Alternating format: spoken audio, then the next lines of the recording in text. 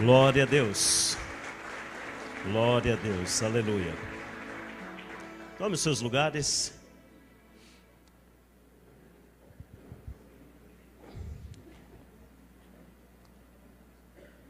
Você acha que é possível ressignificar? Você acha que é possível renovar? Você acredita que ainda existe possibilidade de realinhar a comunhão? Sair do famoso piloto automático? Às vezes nós estamos tão acostumados a caminhar a mesma caminhada, o mesmo tempo, o mesmo jeito, o mesmo processo. Mas nesta noite, o Espírito Santo de Deus nos trouxe aqui para ressignificar, para reavaliar a nossa perspectiva de comunhão e de plantio. E essa perspectiva, quando ela é reavaliada segundo o padrão bíblico, segundo aquilo que a Bíblia nos orienta, ela acontece em nossas vidas e gera um salto extraordinário na nossa vida cristã. Portanto, neste 6º mês, eu quero juntamente com você, pela perspectiva bíblica, ser impactado pelo Espírito Santo para um redirecionamento, um ressignificado da minha comunhão e do plantio que eu irei proporcionar ao Senhor durante este ano de 2025.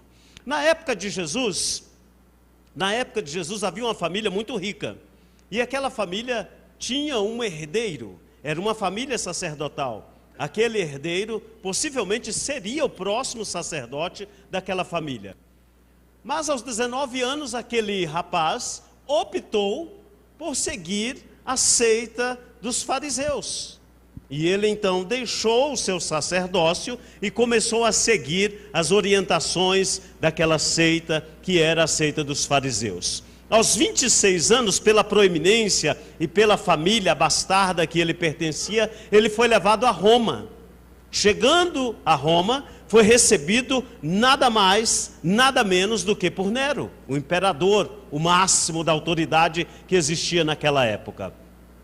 Quando este jovem, chamado Ben Yosef, chegou diante de Nero, Nero disse para ele: a partir de hoje te darei um novo título, te darei um novo nome, você será Maximiliano Flávio Joséfos.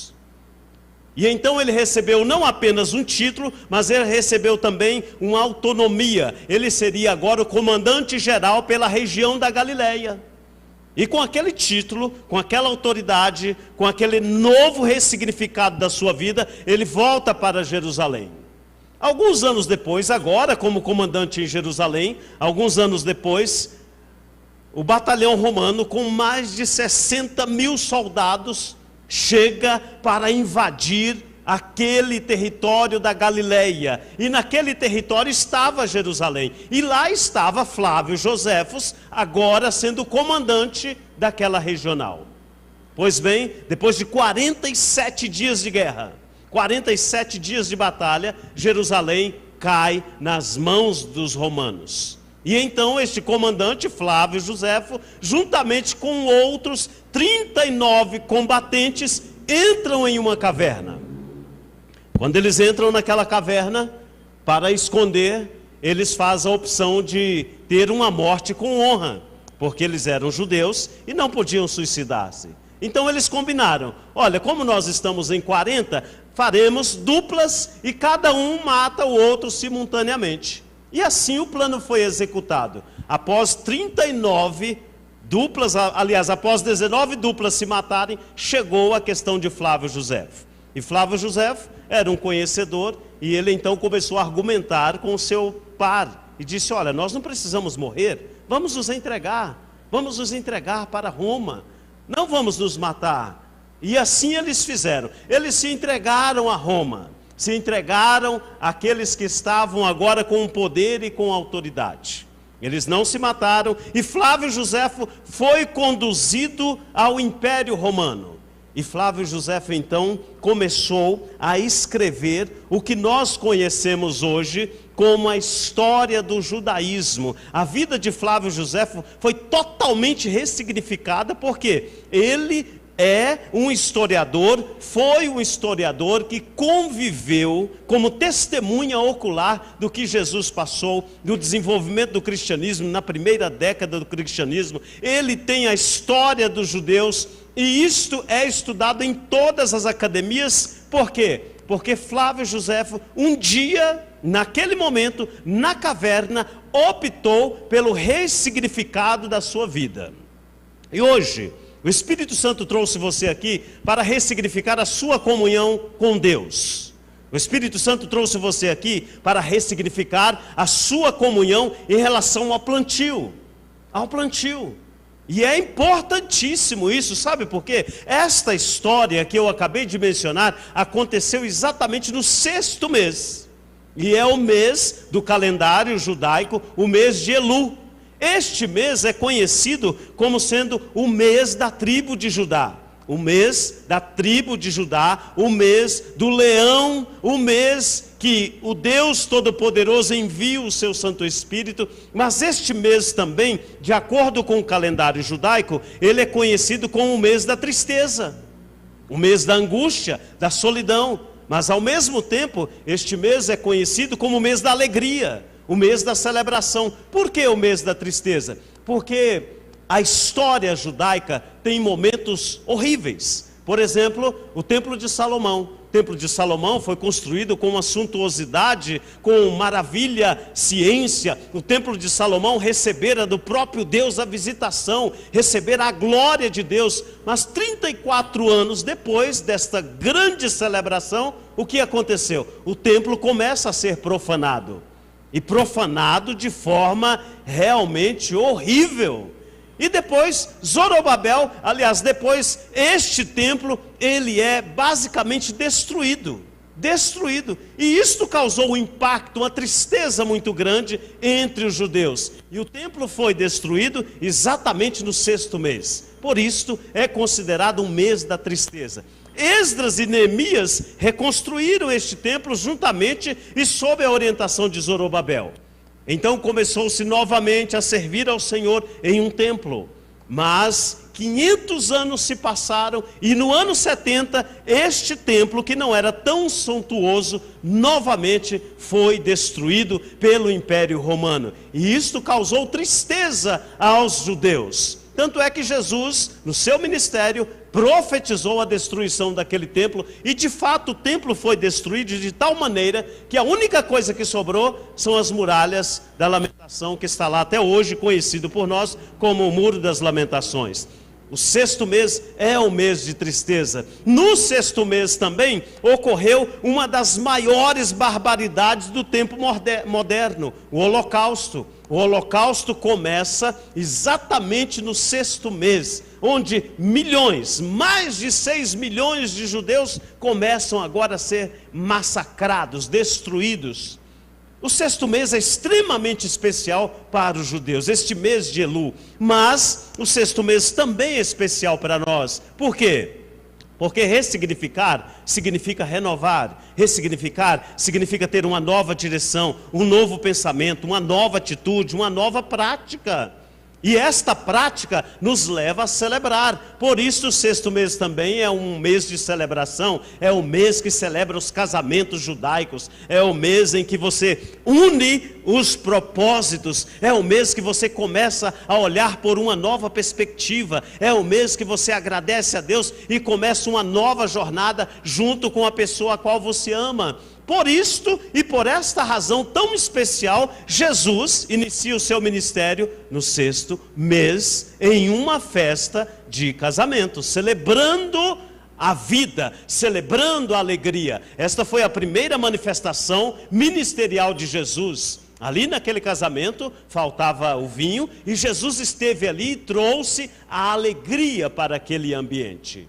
Olha, olhando para o 6º mês, olhando para essas características, olhando para tudo isto, nós temos que repensar o nosso cristianismo, repensar a vida cristã. E isto é bíblico. Isto é bíblico, tem base bíblica total, e eu quero citar para você alguns textos bíblicos, para que você perceba o quanto é bíblico ressignificar a comunhão e ressignificar o plantio. Por exemplo, Jó 4, os que semeiam mal, colhe iniquidade? Salmo 126, aquele que sai chorando, levando a semente, certamente voltará com gritos de alegria. Provérbios 11 e Provérbios 22, o que semeia a justiça, colherá a benignidade. Jeremias 17, o Senhor esquadrinha o coração e examina a nossa mente para recompensar a cada um de nós, segundo as nossas obras. Ezequiel 18, julgará o Senhor a cada um de nós, segundo os nossos caminhos. Oséias capítulo 8, semeando o vento com certeza colherão tempestade. Mateus 7, pelos seus frutos sereis reconhecidos. Mateus 13, o homem que semeou a boa semente em seu campo. Lucas 6, a medida com que eu e você usarmos, seremos medidos. Ou seja, a Bíblia, de Gênesis a Apocalipse, ela nos aconselha a reavaliarmos a nossa vida cristã. E reavaliar a vida cristã é redirecionar. Este ano é um ano de redirecionamento. Este ano é um ano de promessa de Deus na sua vida. Mas é preciso que você saia, é preciso que você abandone o piloto automático. É preciso que haja uma nova direção. É preciso que na sua mão tenha sementes e sementes que irá prosperar. Às vezes nós passamos tempo demais carregando fardo desnecessário. Preenchemos a nossa sacola com sementes que não irão dar frutos. Mas o sexto mês nos alerta para isso, ressignificar a sua comunhão com Deus. E ressignificar a comunhão com Deus, existem 3 aspectos importantíssimos. E que nesta noite, o Espírito Santo de Deus irá nos impactar para que estas 3 áreas sejam ressignificadas. A primeira área que eu e você precisamos ressignificar, tomar um novo propósito, um novo rumo, é exatamente a comunhão espiritual. A comunhão espiritual. Celebrar a vida com Cristo, celebrar o céu que está na terra, celebrar a direção de Deus para as nossas vidas, ter o prazer e alegria de afirmar, confirmar, viver e conviver um cristianismo pleno. Alguns de nós já nos acostumamos tanto com a rotina cristã que já não notamos a diferença entre os que servem a Deus e aqueles que não servem a Deus. Por exemplo, algumas semanas atrás eu tive a oportunidade de ir na praia e uma barraca do lado estava uma família. E uma família aparentemente servos de Deus. Por quê? Porque ali estava sendo ministrado hinos, o som estava tocando hinos. Mas de repente, no meio daquela situação, começou a aparecer ali a vodka, o uísque, a cerveja, o vinho, a cachaça. E as músicas foram mudando. Aí o que era evangélico tornou-se profano. Alguns de nós, às vezes, pensamos que o profano e o sagrado podem se misturar. Mas nesta noite, se por acaso existe esta duplicidade de pensamento, é necessário que seja ressignificado a sua vida espiritual, a sua comunhão com Deus, a sua perspectiva do que de fato é espiritual, é sagrado, é santo, vem de Deus. E se vem de Deus, não há dúvida. Se vem de Deus, precisa de consistência. Se vem de Deus, não há confusão. Se vem de Deus, é palavra, e se é palavra, edifica, restaura, renova, santifica, purifica, redime e nos prepara para a eternidade. Se vem de Deus, não há pecado. Se vem de Deus, não há profanação. E é por esta razão que o sexto mês, juntamente com Flávio José, nos chama a atenção para ressignificarmos a nossa vida espiritual. E é muito simples, muito simples. É tão simples como a mensagem de Jesus. É tão simples que na maioria das vezes nós descartamos. Por exemplo, a oração. A oração é o principal critério para se viver uma vida espiritual. A oração é quase que o único critério para que você ouça a voz de Deus falando no seu coração. A palavra de Deus, ela fala conosco porque ela é a voz de Deus. Ela é a palavra revelada, ela é o que nos alimenta. A palavra de Deus é cura para os nossos ossos. A palavra de Deus é mais doce que o mel. A palavra de Deus, ela nos direciona. A palavra de Deus traz para nós um caminho seguro. Mas a oração é o próprio Deus falando na minha vida, falando no meu contexto. É o próprio Deus me orientando, é o Espírito Santo de Deus revelando os segredos dos céus aos meus ouvidos. E muitos de nós não oramos. Às vezes, alguns de nós temos o hábito, às vezes, porque hoje, infelizmente, uma boa parte dos servos de Deus não tem este hábito de agradecer pelo alimento.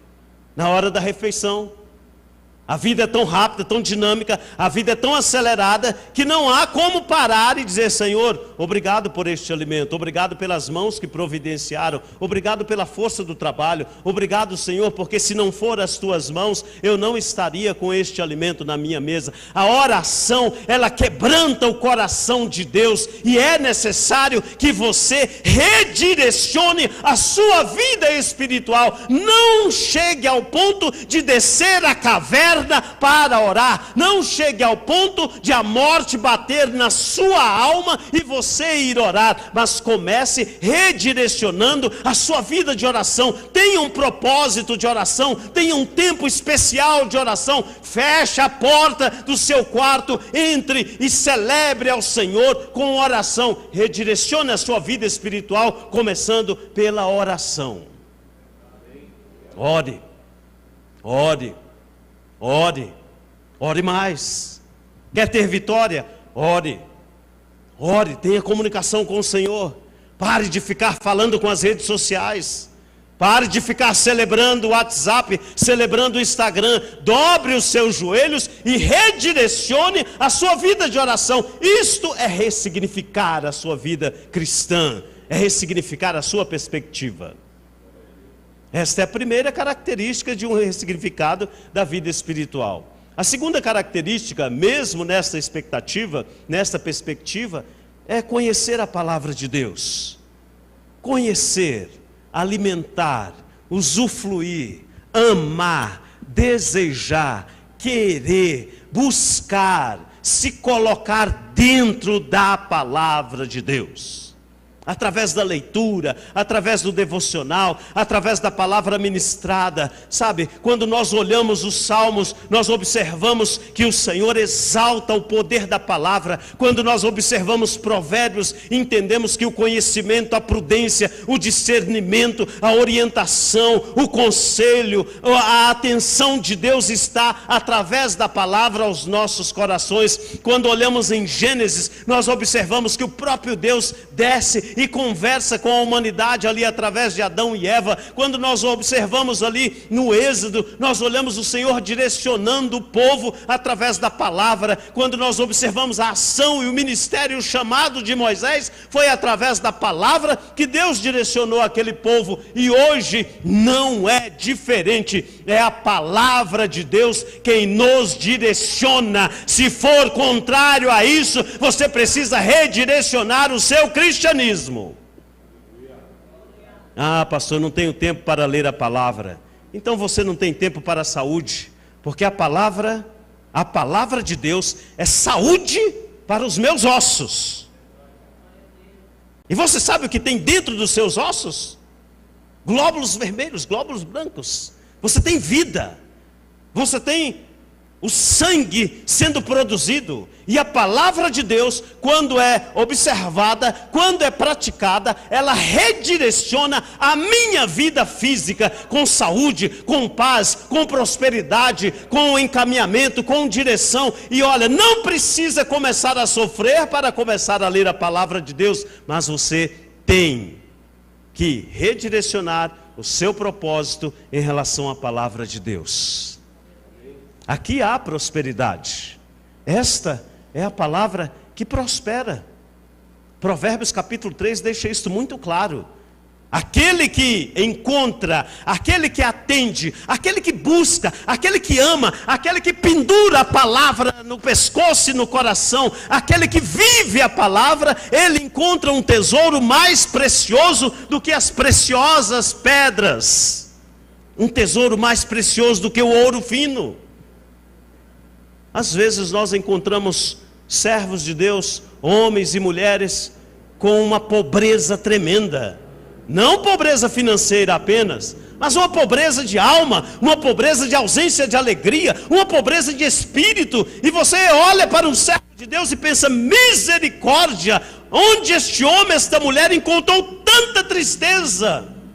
Mas é a ausência da palavra que gera tristeza, porque a presença da palavra formoseia o nosso rosto, nos alegra. A palavra de Deus nos dá alegria diante do Senhor, e é por isso que você precisa ressignificar o seu olhar, a sua vida cristã, de acordo com a palavra de Deus.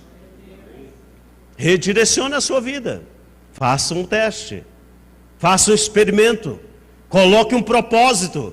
Senhor, a partir de hoje, abra o meu coração, abra o meu entendimento, as minhas habilidades cognitivas, o meu sistema neuronal, tudo eu coloco diante de Ti, para que eu leia a Tua palavra, ame a Tua palavra, me alimente da Tua palavra e viva a Tua palavra. E o Espírito Santo irá, com toda certeza, te ajudar neste novo ressignificado da vida espiritual. Além de orar, além de ler a palavra de Deus, é necessário que nós tenhamos comunhão uns com os outros. A vida espiritual, ela não nos permite vivermos uma vida de inimizade. Até porque inimizade não faz parte do contexto do cristianismo.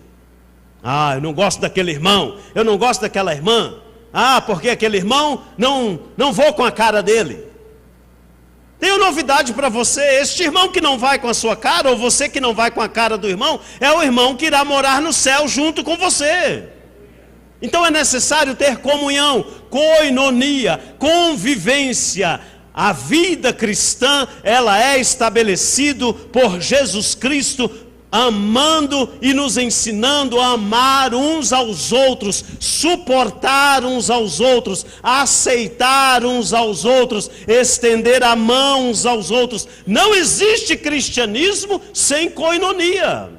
Para você que está em casa nos acompanhando pela internet, é muito bom acompanhar uma celebração, uma ministração pela internet, pelo rádio, mas o melhor, a essência do cristianismo é vivência, é viver, é olhar olho no olho, sentir o cheiro, é estarmos juntos, é compartilhar a minha necessidade, compartilhar a minha alegria, é vivermos, é celebrarmos um aniversário, é comermos um bolo junto, comermos um salgado juntos, é visitar um ao outro, é estender a mão e abençoarmos. Por quê? Porque isto é vida cristã. Foi isto que Jesus nos ensinou na prática cotidiana. Jesus amava festa, Jesus ama festa, o povo judeu ama festa.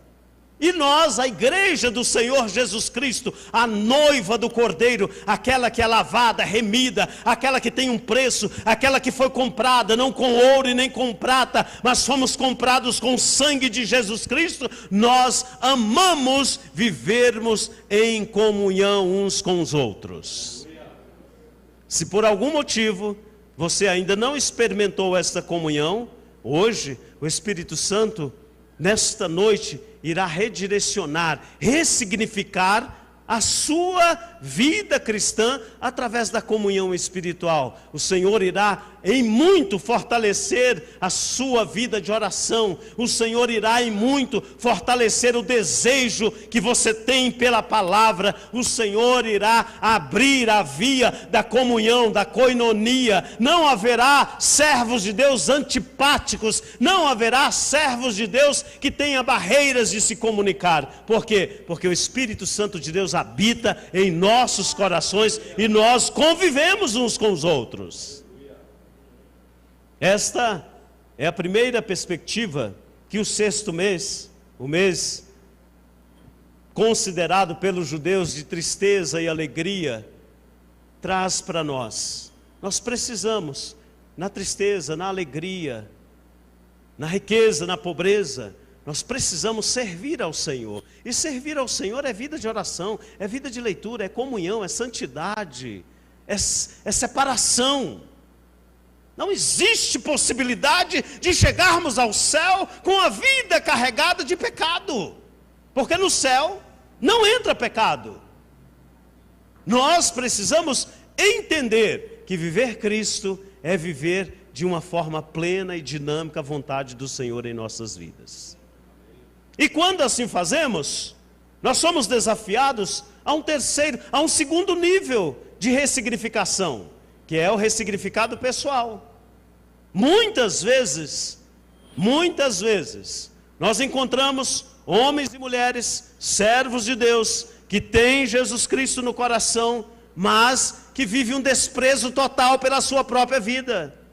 Eu sou gordo, eu sou magro, eu sou feio, eu sou bonito, eu não sou daquele jeito, porque a fulano é mais bonito do que eu, porque o fulano sabe mais do que eu, porque eu não consigo, porque eu não posso, porque eu não moro numa casa que o fulano mora, eu não tenho o carro que o fulano tem, porque eu não tenho o trabalho que o outro tem. A vida nos orienta, através da palavra de Deus, que eu tenho valor diante do Senhor, e o Senhor me conhece antes que eu fosse formado, e se Ele me conhece, sabe quem eu sou, antes que eu fosse gerado e formado, por que eu tenho que ir contra isto?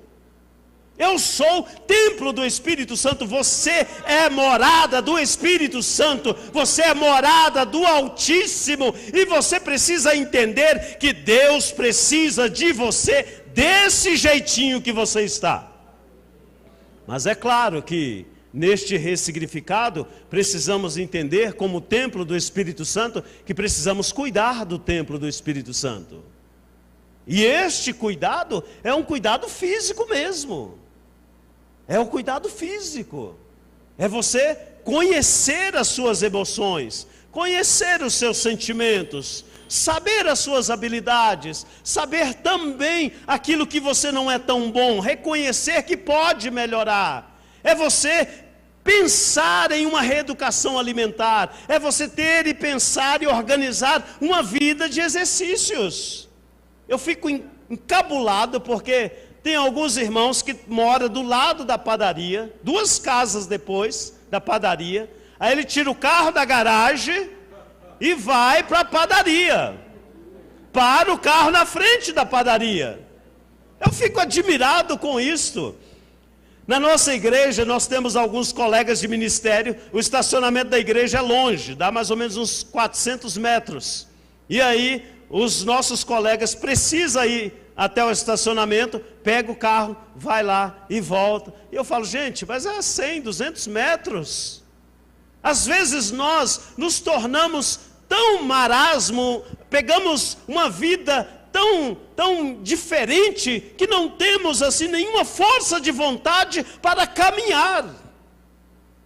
E quando você se propõe a exercitar, a caminhar, a cuidar deste templo, você está honrando o Senhor, você está cuidando daquilo que o Senhor deu para você, que é o seu corpo, a alma, o espírito, e que precisa ser cuidado. Tem algumas pessoas que vivem esperando o dia da morte. São servos de Deus, homens e mulheres de Deus. Mas come, aí come de novo, aí come de novo, e chega em casa e come de novo. Aí a calça encolhe, né? Aí fala assim, eu coloquei para lavar na água quente, ela encolheu. A máquina nem tem água quente. Olha, cuidar do corpo é ressignificar a comunhão com você mesmo. É ter um valor, ter metas e objetivos. Este é um ano que o Senhor quer te prosperar, mas é um ano que você precisa de metas. Pastor, eu não sei para onde eu estou e nem para onde eu vou. Eu não sei onde eu estou e não tenho nenhum projeto para o futuro. Olha, o Espírito Santo de Deus, a palavra de Deus nos orienta que o Espírito Santo de Deus, ele tem propósito com a sua vida. Ele tem meta para você. Você precisa orar e pedir: Senhor, qual é o seu objetivo para a minha vida este ano? Eu preciso compreender, é tocar melhor, é cantar melhor, é ministrar melhor, é orar mais, é comungar mais na igreja, é viver mais Cristo. Qual é a meta? É estudar mais, é melhorar o meu trabalho, é melhorar com a minha família. Qual é a meta pessoal que o Espírito Santo de Deus tem para você este ano? Você precisa saber disso com clareza, ressignificar a vida de marasmo. Não existe crente de banco, irmãos. Nunca existiu e nunca existirá. Crente de banco é só o prego mesmo, né? O parafuso que está aí. Você e eu precisamos de uma vida dinâmica no Senhor. E vida dinâmica é isto, é se colocar à disposição. Vida dinâmica é oferecer o seu próprio corpo ao Senhor, com muita sabedoria, graça, unção, conhecimento. Deixar o Senhor usar você de forma especial. Mas tenha meta clara. Não viva perdendo tempo. Não viva como grilo, cantando a mesma canção toda noite. Mude o disco, mude o roteiro, viva algo diferente, peça ao Senhor algo diferente. Olha, Flávio Joséfo, aquele jovem, poderia muito bem continuar a sua vida dentro da normalidade. Não, meu pai é sacerdote, eu serei sacerdote, e está beleza para mim. Não tem problema. Como sacerdote eu tenho o pão de cada dia. Como sacerdote eu tenho a provisão diária até o resto da minha vida. Mas Flávio Joséfo optou em fazer algo diferente. Teve uma meta, ele quis chegar até Nero. Ele teve uma pretensão, uma meta de fazer algo diferente. E olha, se Flávio Joséfo não tivesse esta decisão, hoje nós não saberíamos uma parte da história do cristianismo, porque ele se propôs a escrever a favor, ele se propôs a relatar aquilo que ele estava experimentando, ele colocou uma meta no coração. Não viva os seus dias como se não houvesse o amanhã, é no trabalho, é em casa, é na igreja. Você e eu precisamos de metas claras, para que o Senhor opere o milagre. O Senhor irá operar o milagre quando você estabelecer o que você quer. Às vezes nós dobramos joelhos diante do Senhor e começamos: ah, Jesus amado, oh Senhor, papai, aleluia, Jesus abençoa, oh Jesus Cristo, tem misericórdia. Ou seja, ora e não ora nada. Sem propósito, sem meta. Tenha clareza do que você vai colocar diante do Senhor. Senhor Deus Todo-Poderoso, preciso de uma sala nova nesta casa. Mas Senhor, eu não quero um sofá preto, eu quero um sofá marrom de 3 lugares, e quero um sofá, Senhor, da marca João Fernando. Quero um sofá que seja macio. Senhor, eu não tenho dinheiro agora, o Senhor sabe que eu não tenho dinheiro. Mas eu coloco isso diante do Senhor e já te agradeço por este sofá que eu vou sentar nele, Senhor. É assim que funciona, irmãos. É assim que funciona a vida com propósito. Senhor, hoje eu estou trabalhando nesta empresa, hoje eu sou o cuidador aqui desta empresa, eu preparo a limpeza, mas Pai, o Senhor sabe que o meu coração está lá naquele setor, eu quero trabalhar naquele setor de produção, eu amo produção. Por que, Senhor, eu amo produção? Porque, Senhor, está trazendo algo novo. Senhor, me leva para aquele setor, eu quero exercer ali a função, quero ser chefe naquele setor, e você vá lá no setor e profetiza naquele lugar. Isto é meta, isto é propósito, e é para isso que o Senhor te chamou, e não para viver: ah, Senhor, não vai acontecer nada, Senhor, não está acontecendo nada, nenhuma novidade de vida. Jesus, esse ano 2025 vai ser igualzinho ou pior 2024. Senhor, nem uma tintinha na parede eu vou passar esse ano. Meu irmão, abandone essa vida, pelo amor de Jesus Cristo, viva novidade de vida. O Senhor te chamou para o melhor, o Senhor te chamou para o bem, mas você precisa compreender, desejar e visualizar isto pela fé. Isto é fé em Deus, é obedecer, é viver uma vida prática de fé. Viva isto, viva isto, viva isto. Eu, quando voltei da primeira viagem missionária que eu tive a oportunidade de fazer, por 2 anos e meio, eu estive como missionário na Argentina com 17 anos, dos 17 aos 19 e meio, e quando voltei desta viagem, eu não tinha absolutamente nada, nem um centavo. Fui morar no fundo da igreja, que eu digo um quartinho que a igreja tinha lá no fundo da bagunça. O pastor falou: olha, eu vou ter misericórdia de você, e você vem morar aqui, já que você não tem dinheiro para pagar aluguel, já que você não tem recursos, vem morar aqui. E fui morar ali naquela igreja, e continuei o seminário, porque eu estava no propósito já de continuar o seminário. Eu tinha parado para ir para as missões, e no retorno continuei. Eu andava 6 quilômetros todas as noites para ir para o seminário, em Curitiba, que tem o melhor transporte do Brasil.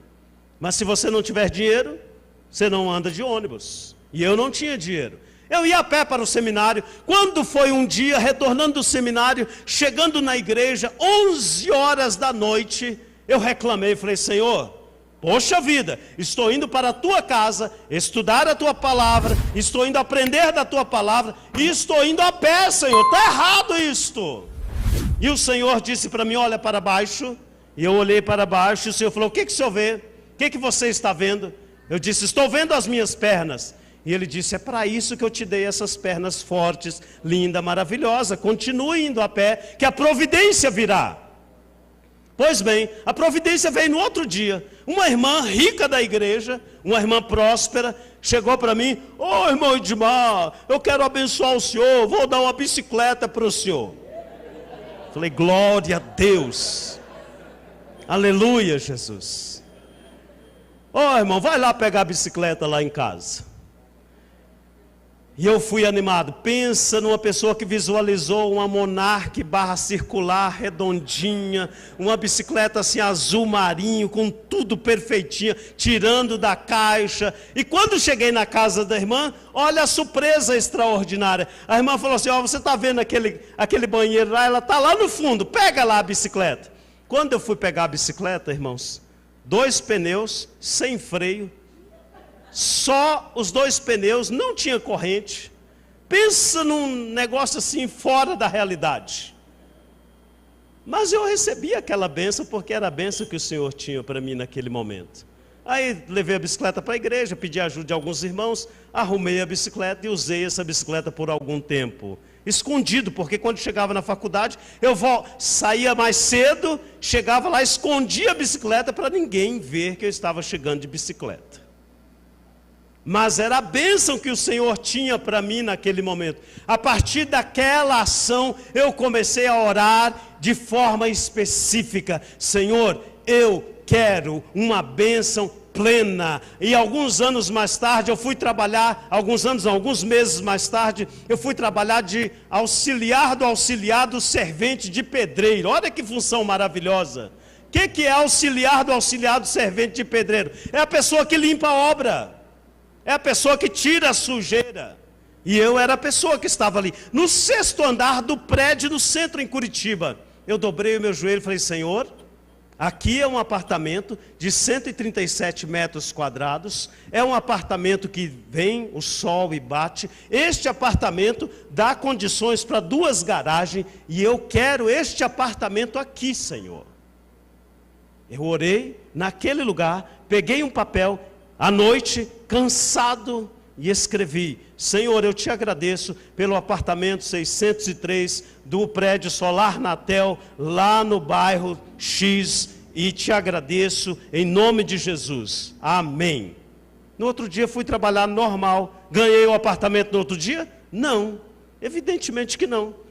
Mas uns 2 anos depois, o Senhor me concedeu uma bolsa e eu fui morar nos Estados Unidos. Em 1 ano e meio que eu estava morando nos Estados Unidos, ganhando rios de dinheiro, alguém liga para mim e fala: Edmar, olha só, tem um rapaz que estava noivo, comprou um apartamento e acabou o noivado, e ele está vendendo esse apartamento por uma pechincha, já pagou, já deu entrada. Você quer comprar esse apartamento? Eu falei: onde é o apartamento? Aí ele falou: no Portão.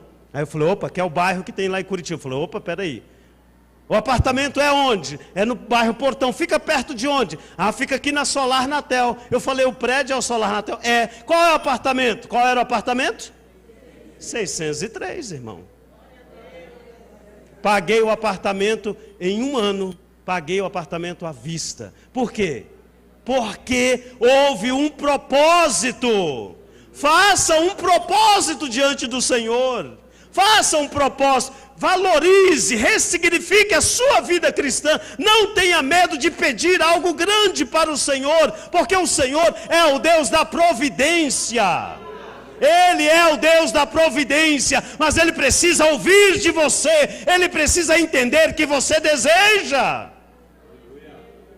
Nesta mesma época eu estava indo ministrar em uma congregação que eles chamam de círculo de oração, um momento de oração naquela igreja, as mulheres. E eu fui para aquela igreja e fui orando, fui a pé também, porque era uma igreja próxima, mas eu fui orando, falando: Senhor, poxa vida, Senhor, essa cuequinha aqui que eu estou usando, eu só estou com ela, eu tenho que chegar, lavar, esperar secar, usar de novo. Senhor, poxa vida, está ruim o negócio, está mal, Jesus, o negócio está mal. Eu tinha voltado às missões, não tinha dinheiro, a roupa era escassa, e eu fui orando desse jeito. Cheguei na igreja, ministrei a palavra. Quando terminou, uma irmã, uma senhora de idade, falou: olha, irmão Edmar, eu fico até constrangido, não sei nem como falar isso para o senhor, mas eu estou aqui com a sacolinha, eu estava vindo, o senhor mandou comprar 6 cuecas para você, eu vou entregar, viu? Eu vou entregar. Eu falei: irmã, recebo, que isso é de Deus. Houve um propósito, um propósito. Deus quer ouvir de você um propósito. Irmãos, o que o Senhor tem feito na minha vida é extraordinário, e quer fazer na sua vida também algo extraordinário. A última aquisição que o Senhor me permitiu, eu estava num shopping em Santo André junto com 4 obreiros. Aí tinha uma Mercedes estacionada e o Espírito Santo falou: Edmar, profetiza que você vai ter uma similar a essa. Profetiza para todo mundo ouvir. Falei: Jesus, eu não tenho dinheiro não, Senhor, mas como é que eu vou profetizar? Aí saí do carro e falei: ô Senhor, em nome de Jesus, eu recebo uma Mercedes como esta. Não preciso, mas se vier, eu aceito, Senhor. E os obreiros ficaram todos assim: Edmar, você está doido e tal. Pergunte para mim onde está a Mercedes, da mesma cor, do mesmo ano, está lá na minha garagem, bonitinho, porque o Senhor providenciou que ela viesse. Ressignifique a sua vida, não tenha medo, não tenha temor, coloque diante do Senhor algo que está no seu coração, seja franco, abra a sua vida pessoal e diga: Senhor, a minha emoção precisa ser curada, Senhor, o meu sentimento, essa tristeza, essa angústia precisa sair, precisa abrir lugar para o novo, precisa ser ressignificado. Senhor, eu não quero mais ter uma vida, um pensamento de miséria, que eu não posso, eu não consigo, mas eu quero entender os teus planos e o teu projeto para a minha vida. O 6º mês traz isto, traz renovação de propósito. E em último lugar, e não menos importante, o 6º mês nos proporciona uma comunhão familiar. Olha só, se você tem uma vida espiritual abençoada, se você tem comunhão com o Senhor Deus Todo-Poderoso, se você valoriza o seu chamado, a sua vida, o seu corpo, automaticamente a sua vida familiar terá um outro nível, uma outra dimensão. E vida familiar é propósito de Deus, porque é na família, é no contexto familiar que nós desenvolvemos as nossas habilidades e competências, é no contexto familiar que nós fortalecemos o nosso emotivo, a nossa emoção, é no contexto familiar que nós nos propomos a caminhar juntos. A família é projeto de Deus, e você precisa valorizar a sua família. Você precisa ressignificar o seu olhar para a sua família. Pastor, é porque você não conhece o meu marido. O meu marido é um traste, o meu marido é isto. O meu marido, pastor, não tem visão. Pastor, o senhor não conhece a minha mulher é péssima. Então por que casaram? Olha, não existe segredo antes do casamento. Existe amor, existe comunhão, existe propósito, existe união. E por que depois que casa perde tudo isto? Tem que ser ao contrário, fortaleça o relacionamento conjugal. Meu amor, nós temos um propósito, meu amor e meus filhos, existe um propósito em família, que é cuidarmos uns dos outros, zelarmos uns pelos outros. Impressionantemente, alguns homens têm a habilidade de cuidar do colega do trabalho e não cuida da esposa. Vou levar meu colega para jantar, nós vamos jantar, não sei o que, nós vamos lá no bar tal, vamos beber um pouquinho, vamos jantar, vamos gastar, vamos no shopping, mas não chama a esposa, não chama os filhos e abandona a família. Hoje, o Espírito Santo está dizendo para você, um lugar mais seguro para você é junto e na sua e com a sua família. Não existe outro lugar mais seguro do que a sua família, do que a sua esposa, do que o seu esposo, os seus filhos. A família é o porto seguro, a família é a segurança, a família é projeto de Deus. Portanto, na família precisa ter amor, respeito, comunicação, coesão. Na família é preciso haver perdão e perdoar. Eu fico admirado de ouvir alguns irmãos, servos de Deus, que não fala com o pai, não fala com a mãe. Não, meu irmão me magoou, eu não falo com ele há 20 anos. Nem quero saber onde aquele traste está. Família é projeto de Deus. E você precisa ressignificar essa visão sua de família. Família para ser amado. Olha que lindo esta família toda, vindo aqui louvando ao Senhor, celebrando a Deus. Aqui está uma foto nítida do que é celebrar ao Senhor em família. Viver em harmonia, viver em coinonia. É necessário que você reavalie a sua visão dos seus filhos, da sua esposa, de você como sacerdote, de você como mulher de Deus. Lugar de abençoar é no seu lar, é na sua casa. Lugar de ministrar a bênção sacerdotal é na sua família, é na sua casa. Alguns pais, infelizmente, e olha que eu estou falando de contexto religioso, de pais evangélicos. Infelizmente existem alguns pais que nunca ora pelos filhos e nem ora pela esposa, não estende a mão. Sacerdote, a bênção e o poder está nas suas mãos. O Deus Todo-Poderoso fez isto com Abraão, com Isaac, com Jacó, com Moisés, com Josué, fez isso com Davi, fez isso com Salomão, fez isso com os profetas menores, os profetas maiores. O próprio Jesus Cristo nos orienta que o sacerdote recebe de Deus a bênção e ministra sobre a sua família. E por que você não abençoa a sua família, meu amigo? Mude isto. Quer ter filhos abençoados? Quer ter filhos prósperos? Quer ter uma esposa abençoadora? Coloque debaixo das suas mãos e ministre a bênção de Deus.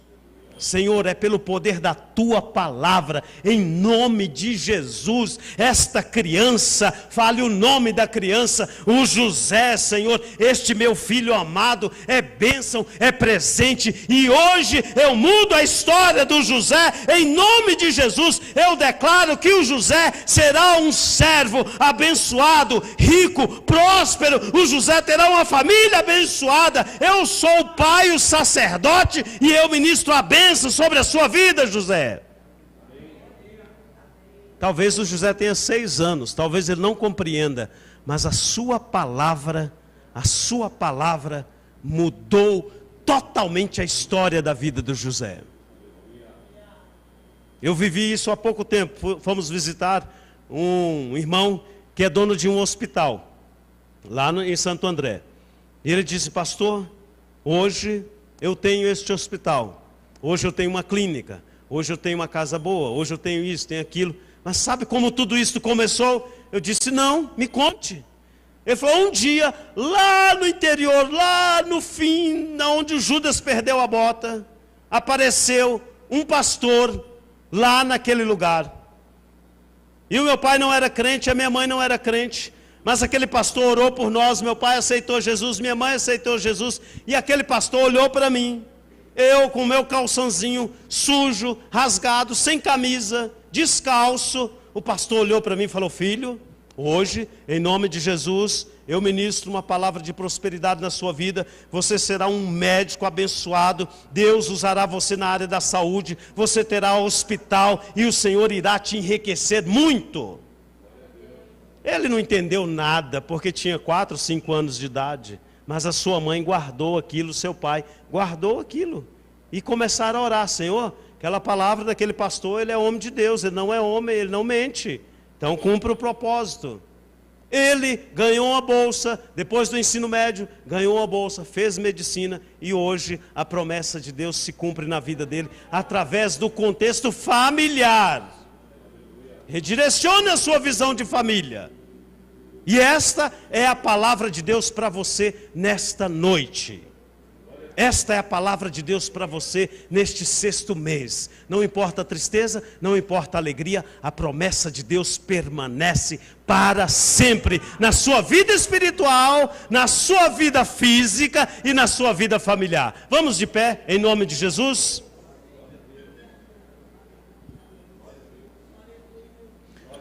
Olha, não é necessário que você passe por dificuldades antes de ressignificar a sua vida. Não é necessário. Não espere o aperto chegar para começar a orar. Não espere as coisas piorarem na sua casa para começar a interceder pela sua família. Não espere ter um ataque cardiovascular para começar a mudar a rotina. Não espere. Coloque diante do Senhor: Senhor, eu preciso de algo novo. Eu preciso ressignificar a minha vida. Eu preciso de propósito. E o Senhor nesta noite falou comigo. Me ajude, me dê força. Eu quero melhorar a minha vida espiritual contigo. Quero orar mais. Quero ler a Bíblia, Senhor. Senhor, essa semana eu não li a Bíblia nenhuma vez. Senhor, faz meses que eu não leio a Bíblia. Me fortaleça, me ajude. Eu preciso orar, Senhor. Eu preciso que os meus joelhos se dobrem diante da tua presença. Senhor, a minha casa é lugar de bênção.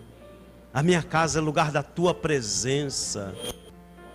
Senhor, hoje eu quero, se o Senhor ainda não está lá na minha casa, hoje eu quero que o Senhor vá junto comigo, que o Senhor volte comigo para a minha casa. Porque quando o Senhor está, a prosperidade acontece, a botija multiplica, a comida multiplica. Quando o Senhor está, a paz é presente. Hoje é noite de ressignificar estes momentos com Deus. E você pode fazer isso através da oração. Nós oraremos juntos. E você coloque diante do Senhor estes 3 aspectos que o Espírito Santo trouxe para você nesta noite, redirecionar a sua vida. Não importa como está o seu lar, a sua família, não importa como está a sua saúde, não importa como está a sua vida espiritual, o que importa é hoje você renovar essa aliança, este olhar, essa dependência de Deus, porque o Espírito Santo colocou no meu coração firmemente que a partir de hoje a sua história será uma nova história, e ponto final.